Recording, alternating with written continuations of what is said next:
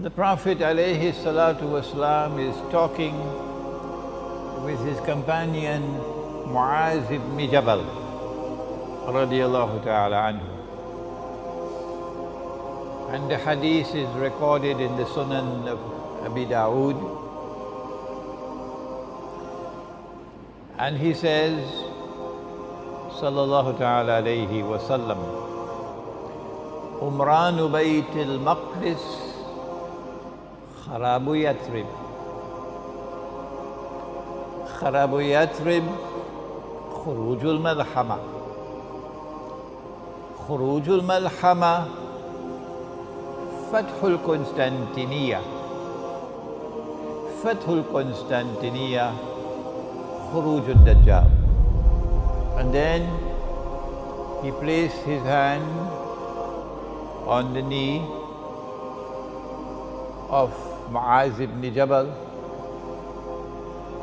and he said, "This is as true as I am touching you, O kama qal."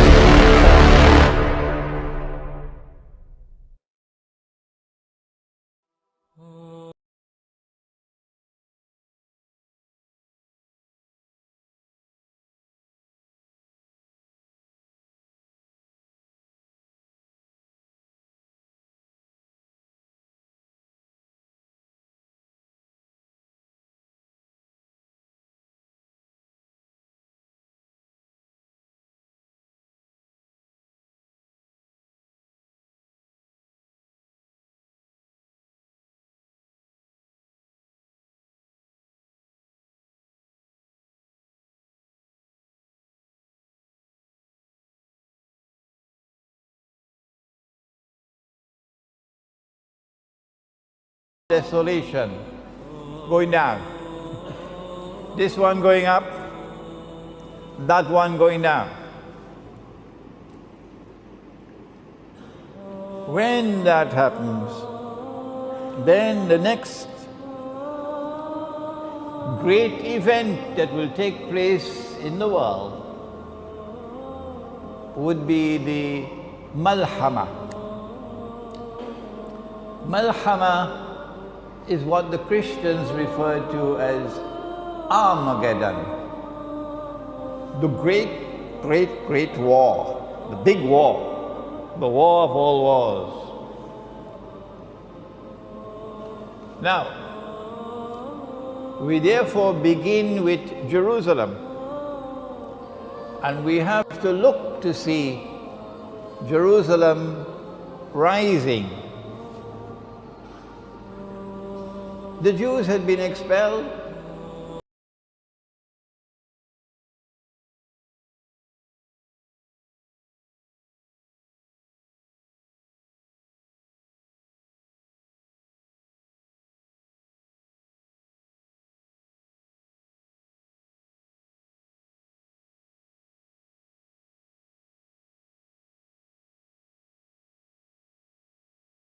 Jews come back to reclaim Jerusalem as their own. It's rising, isn't it? It's rising.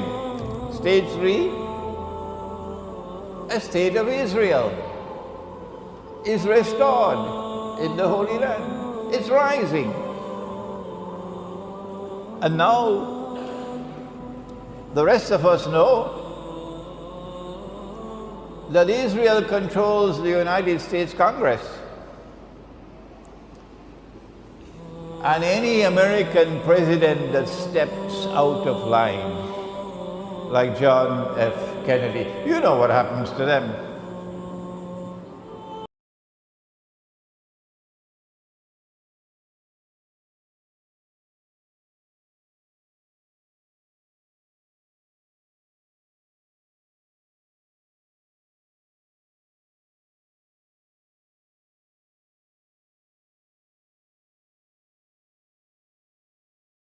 Respond, don't you? You know how they respond, don't you? So this is evidence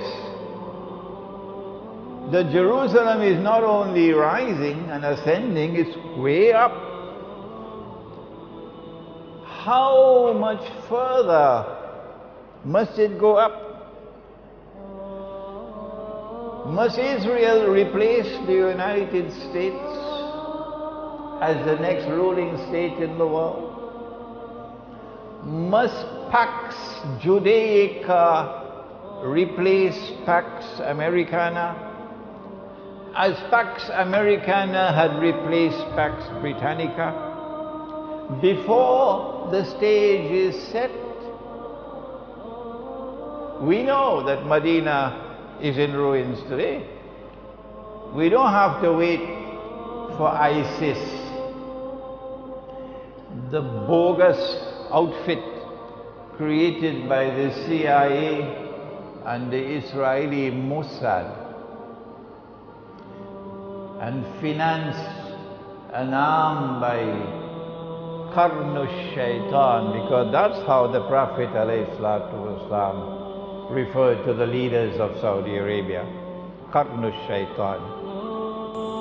And I say to them, as you should also say to them, you can kill a man, but you cannot kill the truth. So we must speak fearlessly and put our trust with Allah. Medina is in ruins. We don't have to wait for ISIS to take over Damascus and then to march down to Medina to destroy it. How much longer do we have to wait? We know that when the Malhama takes place, or Armageddon, that is going to be a war like no other war has ever been. And in a short while, we will know who are those who will fight in this war. And we will also know that it's going to be nuclear war. Oh yeah.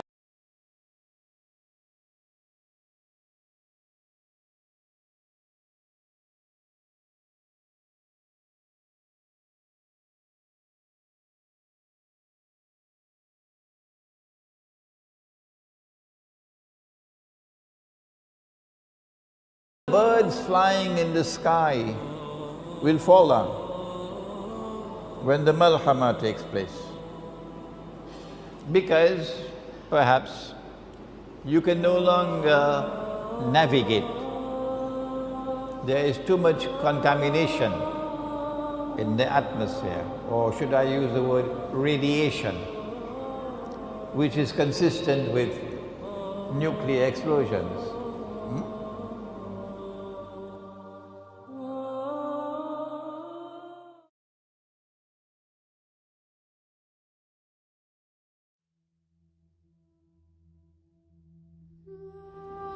The companions of the Prophet ﷺ were sitting talking amongst themselves, hadith of Sahih Muslim, when he came and he asked, "What are you talking about?" And they said, "We are talking about alamatu sa'a, the signs of the last day."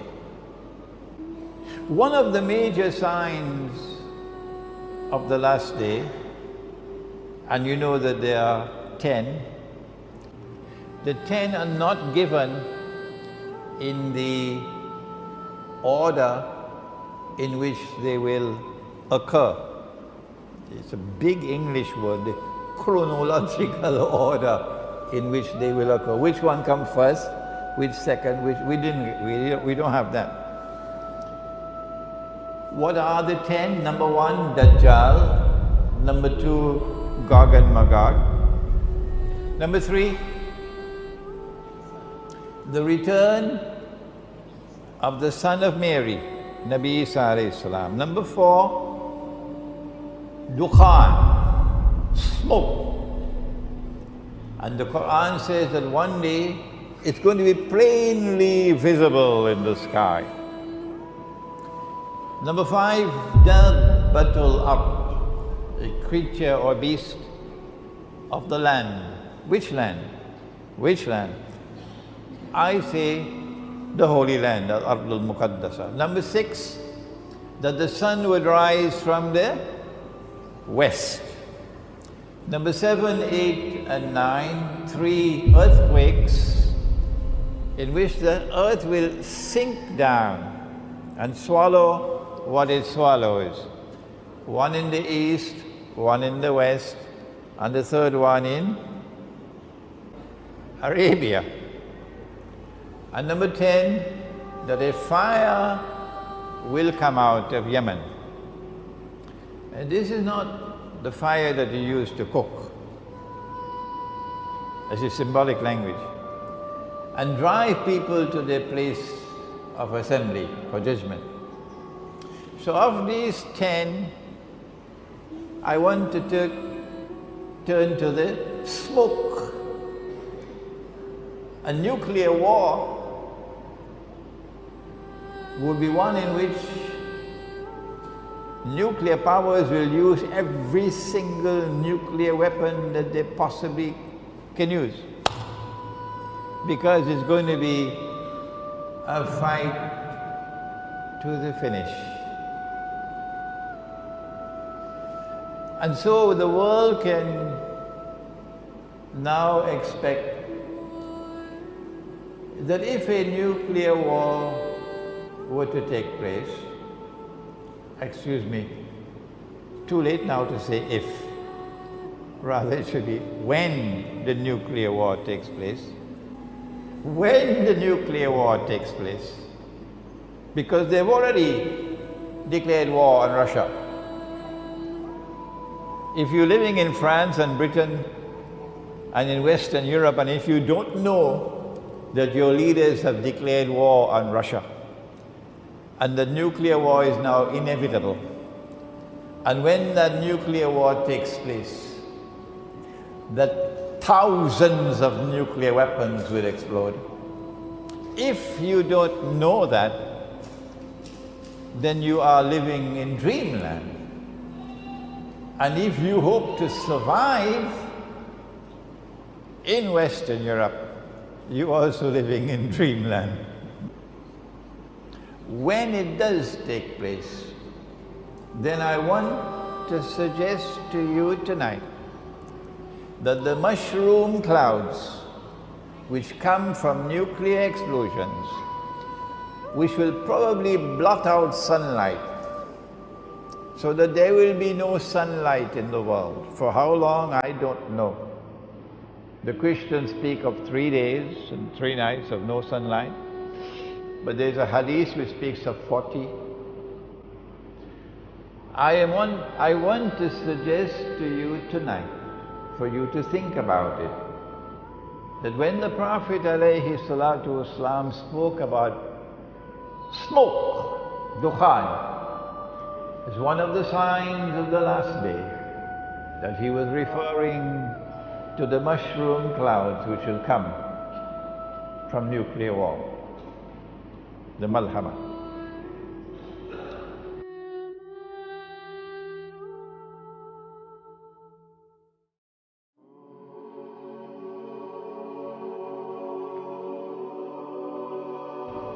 And we do have an answer as to how much time is left and how will we know when the malhama will take place. I want to take you now tonight to the hadith which is in Sahih Bukhari, in which the Prophet said, sallallahu ta'ala alayhi wa sallam, that the river, Sungai river, the river Euphrates, Furat, which is in Iraq, the river Euphrates will uncover a mountain of gold, a mountain of gold from underneath the river, a mountain of gold. And people will fight over that gold. And 99 out of every 100 would be killed, indicating that this would not be conventional warfare. No. This has to be nuclear warfare for 99 out of every 100 combatants to be killed. And therefore, we would be on fairly good foundations if we were to suggest that the Malhama would be fought for the mountain of gold. Those who will fight for the mountain of gold will all be saying, I will be the one who will survive. But the Prophet said that the Muslims who are present at that time should not touch the gold. Should not touch the gold. So if we obey the Prophet ﷺ, the implication would be Muslims would not be involved in fighting in the Malhama. The Malhama will involve others who are not Muslims, or those Muslims who disobey the Prophet ﷺ. They will be part of the Malhama. So, that a mountain of gold will come out from underneath the river. Those of you who want to have tafsir, you can wait for a long time. That one day somebody will be there with a pan and they will find a nugget of gold, and that will be the sign that the mountain of gold is going to come out now from underneath the river. That's the tafsir. There are ahadith which are given in the form of mutashabihat, and they have to be subjected to ta'wil. So the flying donkey, we know the flying donkey is here. It's the modern aircraft. And the fight for that mountain of gold is about to take place. And that's the Malhama.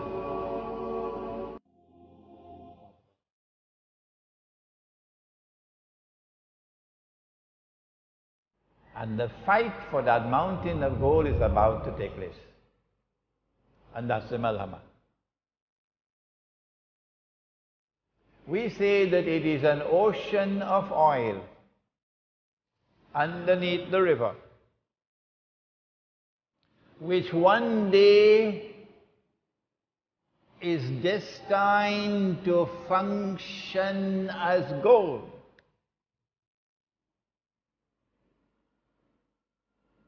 And that already happened. If you study the world of money, it will tell you something about how this money that we now use came into being. Where did this paper come from as money? When paper money first came into being, when the Bank of England was established in the 17th century, it came into being in the form of a check, or at that time it was called a promissory note check. So I write a check, you can go and cash it. Provided that you can cash the check, no problem with the check. But if I'm writing checks and I don't have money in my account, I went to the showroom, saw a BMW, motor car, wrote a check, took the BMW, I drove out. When they went to cash the check, no money in the account. That's called fraud. You go to jail for that. So at the beginning, paper money were like checks. The problem was that the bank that was issuing the paper would sometimes issue more checks than they had cash. Cheating. And hoping and pray that everybody would not come to cash the check at the same time. So if someone comes to cash the check, they don't have the money, they will say the machine not working or so, can you come back? Yeah? So the bank would not burst. But sometimes it doesn't work and the whole thing collapses. That's what happened with the Bank of England. That happened in France, it happened many places. It's also called a Ponzi scheme. The Zionist Jews and the Zionist Christians, when they won the First and Second World Wars, they decided they wanted to create a new monetary system of money that they will control. And paper money came into being as universal money. Made a law that it is illegal to use gold as money. Well, Allah made it halal, but they made it haram, which is shirk. If Allah makes something halal and you make it haram, you commit shirk. And if I follow you in it, I am a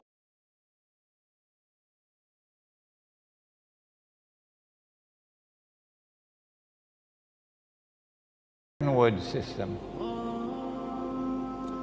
And they agreed that in order to have it's called a fig leaf to hide the shame, they will take one paper money, only one, and you could cash it for gold. It's called redeeming in gold. And because they wanted the United States to become the new ruling state in the world, replacing Britain, they chose the US dollar. So at Bretton Woods in 1944, the United States formally replaced Britain, and Pax America formally replaced Pax Americana. When the US dollar was chosen, that only this paper could be cashed. And the rate was 35 US dollars. When you cash it, you get 1 ounce of gold. But that was only a fig leaf. The rest of the world of paper money was only paper. You could convert it to US dollars. So when you ask, what is the value of the Malaysian ringgit? No one will say, well, the Malaysian ringgit is worth so many Pakistani rupees. Huh? Or the Malaysian ringgit is worth so many Bangladeshi taka. No! Malaysian ringgit is worth so many US dollars. Huh? Because all the rest of the paper money in the world must now make sajda before the US dollar. Good. The problem was that the law permitted you, if you were a central bank, if you were a central bank, the law permitted you to take the US dollars and ask the American government to give me the gold. The law permitted it. And only one leader in the world, and he was Muslim, General Charles de Gaulle.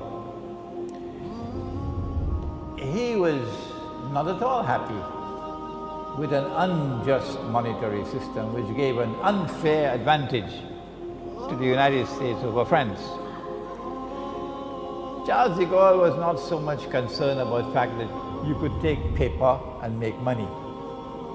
What he was concerned about was this was advantageous to the United States and disadvantageous to France. So he decided to sabotage the system. So he kept on giving the United States dollars and demanding the gold. Nobody has dared to do that. Nobody has dared to do that. Because you know, the United States has a big stick. But Charles de Gaulle kept on doing it until they removed him from power, the Zionists. He stood up in the French National Assembly and gave a powerful address condemning this monetary system. No Muslim leader ever did that. But we have to pause to give tribute to one man. The world has forgotten him, Ahmad Sukarno. One man, only one, in the whole world of Islam, only one. And Ahmad Sukarno, who today is forgotten even by his own people. He was so against this monetary system that he took Indonesia out of the IMF. And he took Indonesia out of the United Nations. And there are Muslims today who are so, to use a polite word, ignorant, that they would criticize Ahmad Sukarno for taking Indonesia out of the UN and out of the IMF. But Imran Hussein says this is the one leader that the world of Islam could be proud about. Finally, in September 1971, after Charles de Gaulle had been removed, the French government again went to the United States with US dollars and demanded the gold. But now the United States realized that the game was up. They had printed too much paper and they didn't have the gold. Normally you should send the United States to jail. But who can do that? Huh? So what?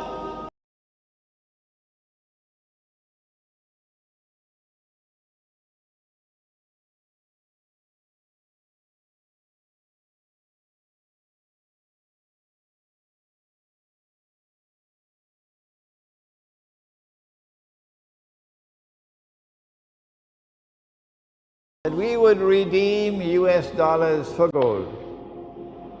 But we don't have to keep our word. We're not going to do it anymore.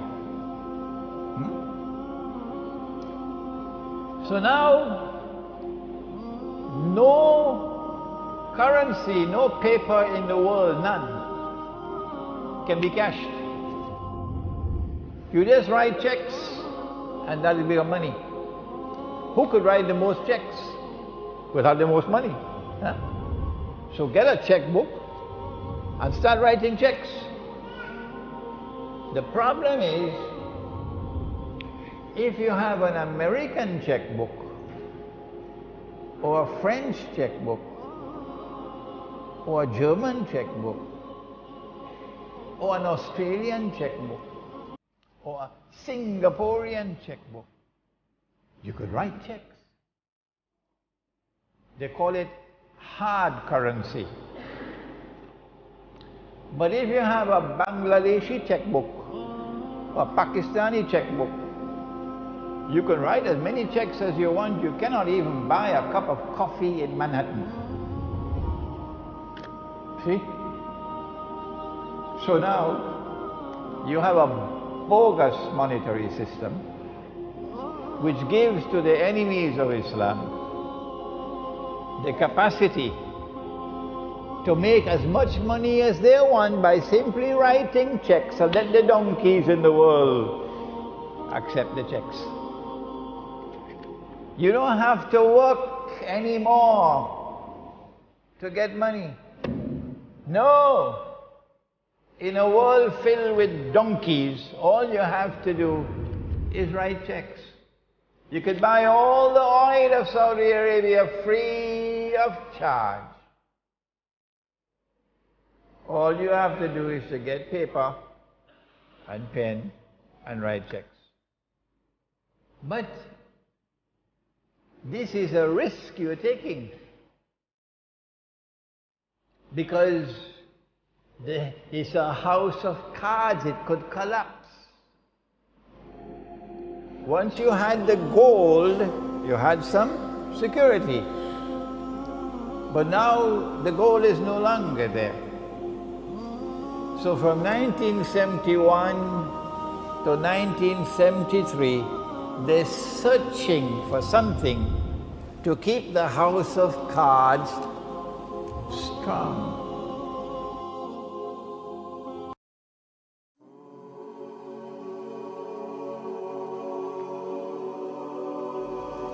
What they did was to engineer the war of 1973. And they were on both sides of the war. They were on the Israeli side and they were on the side with Anwar Sadat. And the Soviet Union was a Zionist client state. But the Arabs didn't know that. So they caused this war to go to a draw. And then Kissinger, they knew that if the war took place, they knew that King Faisal, rahimahullah, was going to impose an oil boycott on the United States. They knew it, because Faisal had said, I will do it. And they knew that if an oil boycott of the United States were to take place, the price of oil would rise. In fact, it rose by 400%, from $3 a barrel to $12. And suddenly the Arab oil producing countries were getting money flowing in. And they were happy with that. From $3 to $12. Kissinger waited until it reached $12.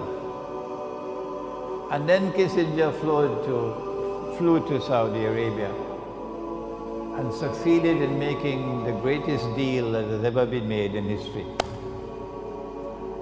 And because of that deal, an ocean of oil began to function as a mountain of gold. What did he do? He got Faisal to agree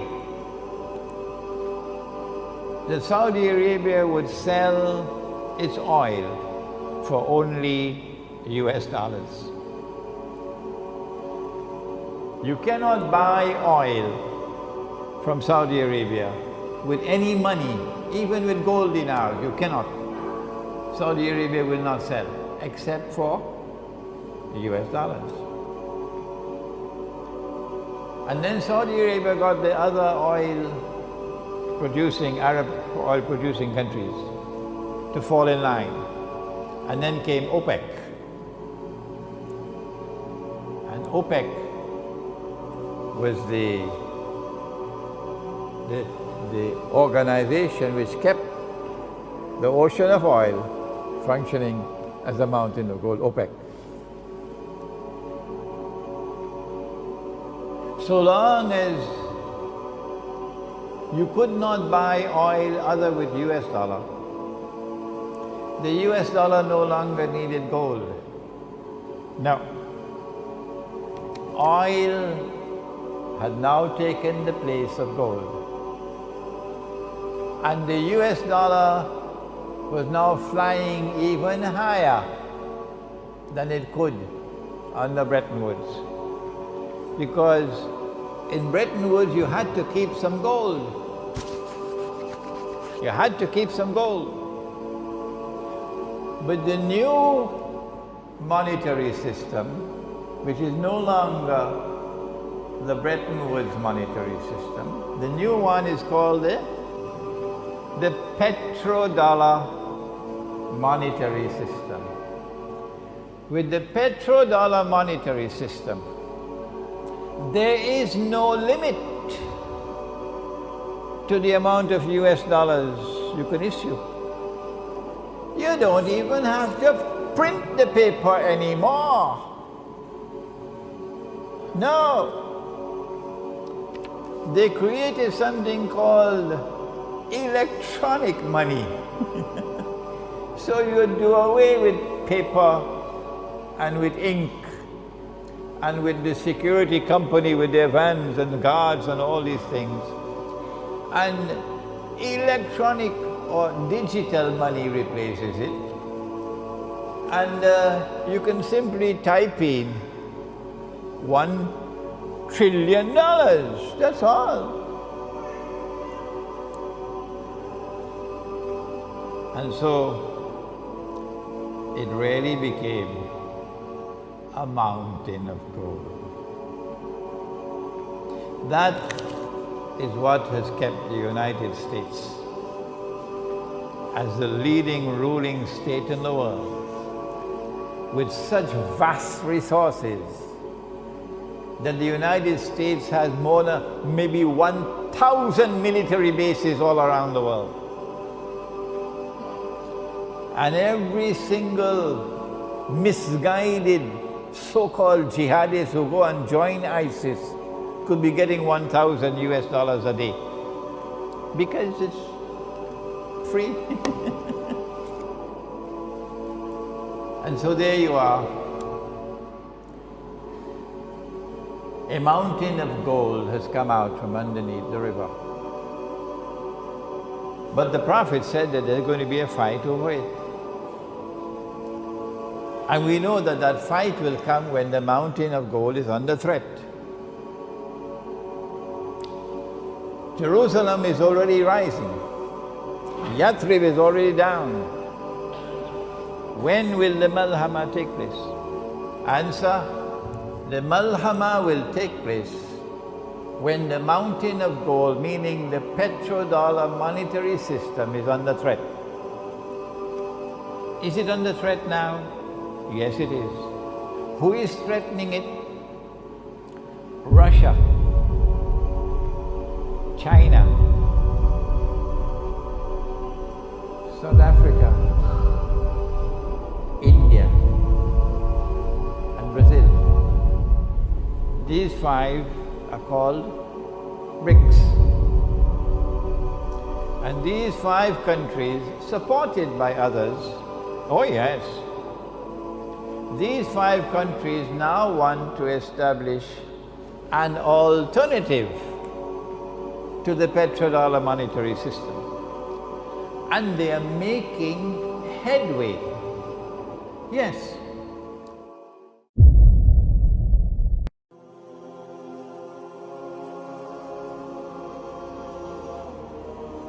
And now the stage is set, where it will not be long before the BRICS alternative can threaten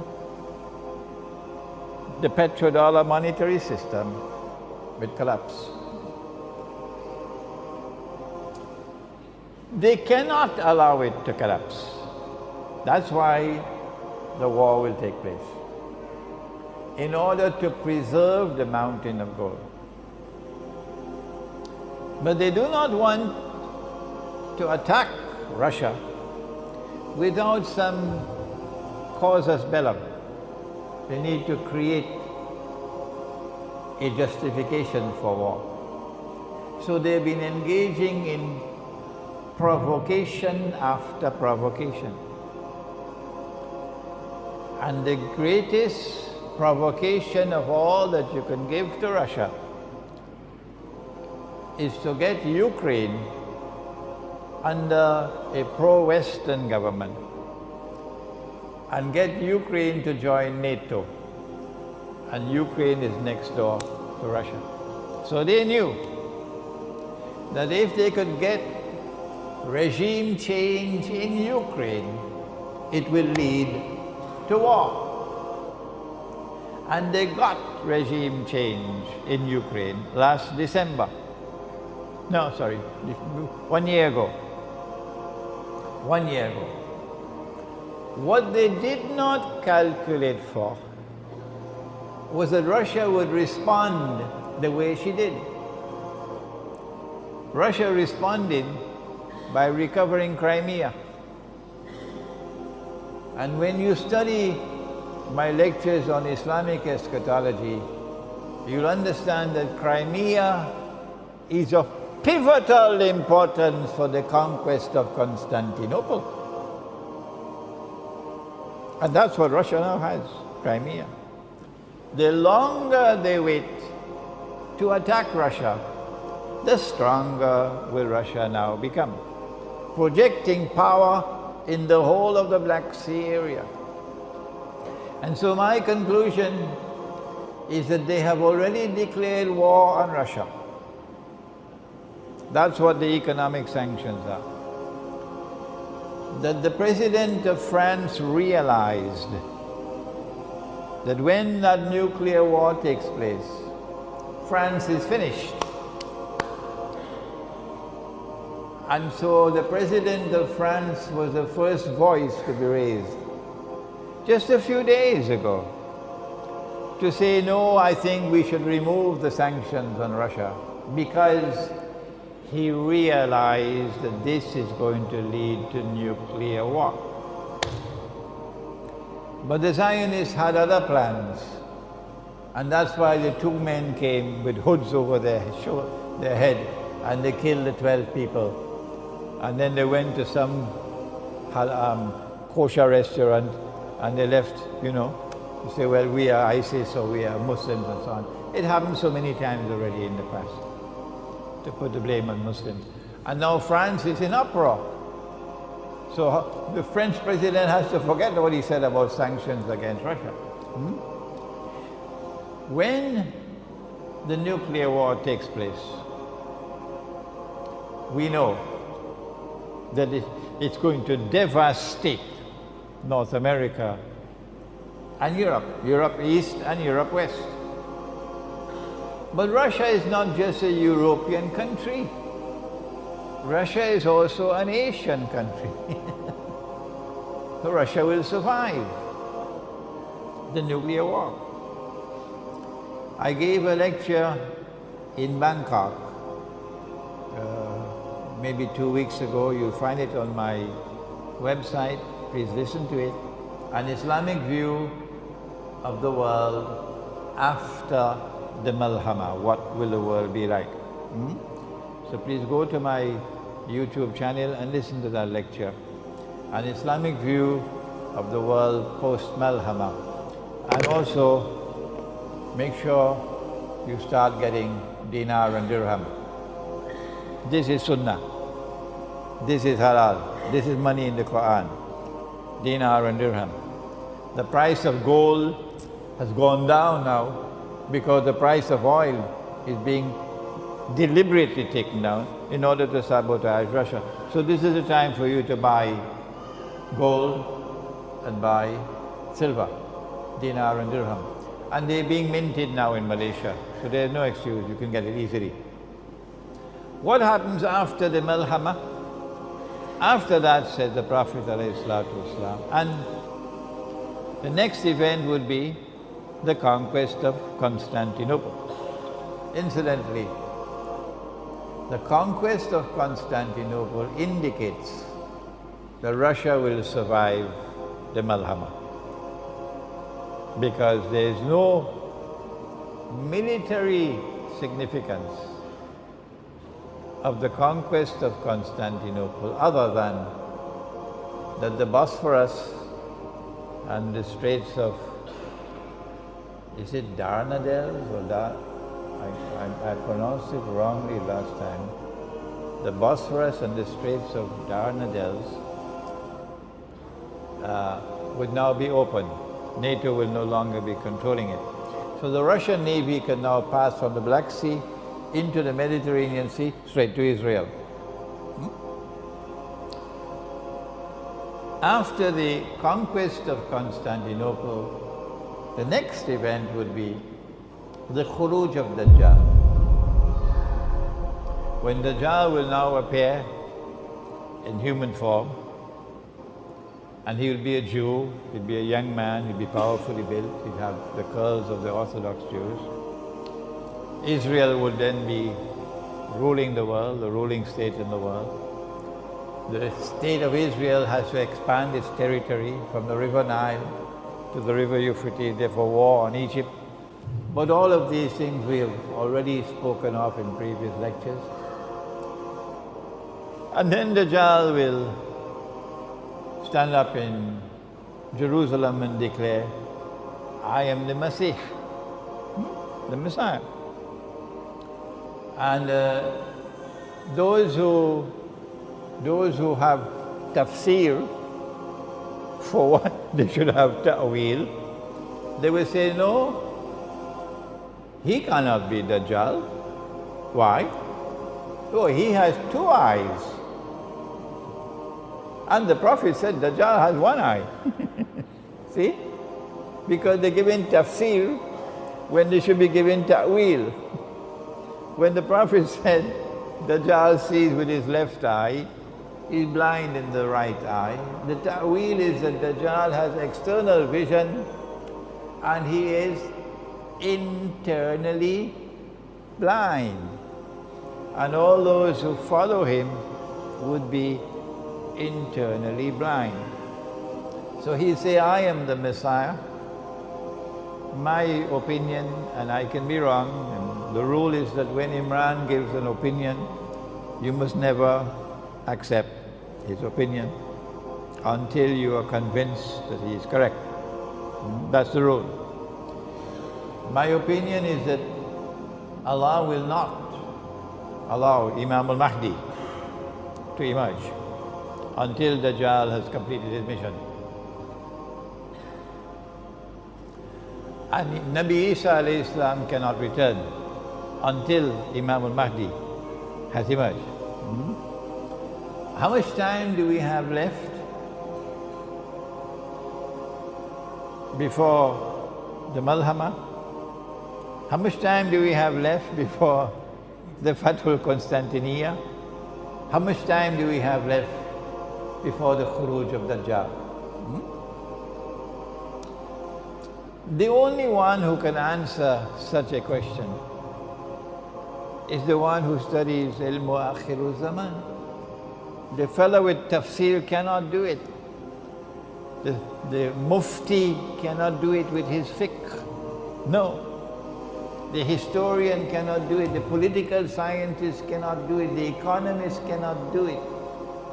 The only one who can answer such questions are those who devote themselves to Ilmu Akhirul Zaman. That is how important this subject is. I was thinking that perhaps we still have another 5 to 10 years before the nuclear war takes place. When I went to Iran to a conference in September, and I normally do not reveal my dreams. No, I don't do that. But on this occasion, I broke the rules and I said, no, I have to reveal this dream. I had the dream twice on the same night during the conference. I saw nuclear war. And I saw the nuclear missiles being shot into the sky. And I saw that Pakistan was a part of the nuclear war. Obviously, that has to take place. Once nuclear war takes place, Pakistan has to be attacked, because they cannot allow Pakistan to remain as a nuclear power, not at all. When I had that dream and I woke up, I came to the conclusion that because of a previous dream that I had 2 years before 9/11, and 2 years later 9/11 took place, I said to myself, well, if history is to repeat itself, the implication is that Allah has sent this dream to me, giving us the same 2 years' time. If the Malhama is to take place in another 2 years, what do we do? And number one, get out of the cities. Head for your kampung. Head for the kampung. Number two, stay away from big communities, go to small ones, small villages. Number three, stock up on food. Number four, stock up on water. Number three is food. Number four, water. Number five, life and death is in Allah's hands. And when Allah chooses death, the servant of Allah accepts death. Only Allah will know who will live and who will die. But if you live after the Malhama, you've got to be prepared. After the Malhama, the big cities are going to be the worst place in the world to live. Why? A city of 20 million people cannot feed itself. It gets its food from outside. It gets its water supply from outside. Like Karachi. And when the Malhama takes place, the supply lines will be disrupted. When no food is coming and no water is coming, you're going to have riots. It will be dog eat dog. People will be breaking down the doors of your home and coming into your home to steal your food and your water. Nowhere can you hide it. So if you live in the cities, it's going to be anarchy. It's going to be hell in the cities. And on that day when hell breaks out in the towns and cities, on that day when all hell breaks out in the towns and cities, then you will remember Suratul Isra, where Allah says, وَإِن مِّن قَرْيَةٍ إِلَّا نَحْنُ مُهْلِكُوهَا قَبْلَ يَوْمِ الْقِيَامَةِ أَوْ مُعَذِّبُوهَا عَذَابًا شَدِيدًا كَانَ ذَلِكَ فِي الْكِتَابِ مَسْطُورًا. And not a single town and city will escape. We'll destroy them all. And those which are not destroyed will be punished with terrible, terrible punishment. And this is something inscribed in the book. So when the Malhama takes place, wait to see what's going to happen in the big cities and towns. So safety lies in getting out, withdrawing, going to the remote countryside, and stocking up on food and on water. And then comes the conquest of Constantinople. And I believe that is why they created ISIS. I don't think they created ISIS primarily to remove Assad. No, I think they created ISIS more to sabotage the Muslim army, which will move to conquer Constantinople. Because ISIS will stand in the way from Arabs joining that army, joining with the Turkish Muslims in the effort to break the back of NATO and liberate Constantinople from NATO control. That's why they created ISIS. But if Allah has ordained that it will happen, it will happen. Constantinople will be conquered on the basis of an alliance of Islam, Muslims and Rome. And we do not have the time tonight to enter into a discussion on that subject of the alliance with Rome. After the conquest of Constantinople, we have the Khuruj of Dajjal. It's time for you to study the subject of Dajjal. This book of mine, Jerusalem in the Quran, has a chapter in it on Dajjal, and this book is translated into Bahasa. Please now, after tonight's lecture of an introduction to Ilmu Akhiru Zaman, take some time to read the books I've written. Listen to the lectures on YouTube. You can download them free of charge. And begin to study the subject and take the Quran and start to use the Quran to study and understand the world in which you're living today. And I pray that from Alam Impiang may come out scholars who tomorrow will be able to teach the subject of Ilmu Akhiru Zaman. ربنا تقبل منا إنك أنت السميع العليم وتب علينا يا مولانا إنك أنت التواب الرحيم برحمتك يا أرحم الراحمين آمين.